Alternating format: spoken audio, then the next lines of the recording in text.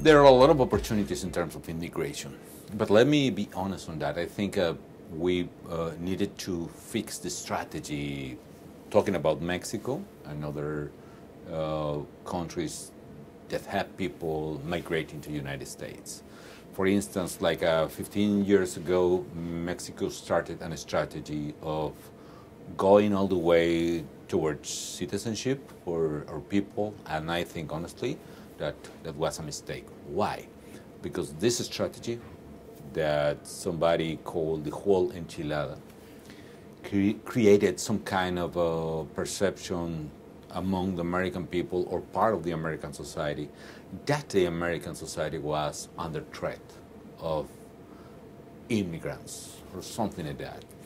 And honestly, our people, they are not looking for citizenship. So they have families in Mexico, they have land in Mexico, in the case of a lot of farmers coming here, and they are looking for some opportunities, maybe 3-4 months a year, 2 months a year, and then go back to Mexico. But as long as we have the current regulations, they cannot back and forth because they can lose the opportunity to work here. So paradoxically, the current legal framework that is trying to prevent immigration, it is provoking that the people who comes to work for a few months stayed here with a very long periods. So people planning to stay in the States 2 months, at the end they need to stay 7, 8, or even the whole life here. So we need to change the framework of that. And where are the opportunities? I think a lot of people could provide services for American society. Just thinking one aspect, the age of the American people, the demographic issues. Who is going to attend the elderly people? Who is going to attend the people, in particular in this area in which it's very difficult for children, it's very difficult for sons and daughters to attend their parents, to help them on a daily basis. I think a lot of people could do with care, with love even, as in our style. Think about a lot of jobs that are so difficult, for instance, working with snow in the winter, landscaping. You can see any kitchen in the States.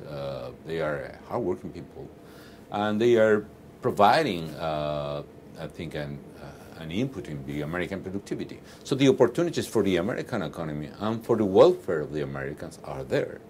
So we need to find a way in which we can create on temporary basis a new framework in which any immigrant to the States could have the options to go back as soon as possible.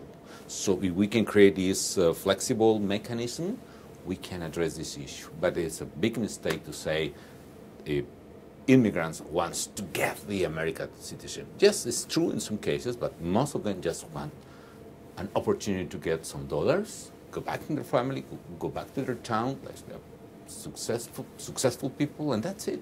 We need to change that. One point, when I was in office in the last 3 years of my administrations, the rate of immigration, meaning the Mexican labor force coming to the States, in net terms, meaning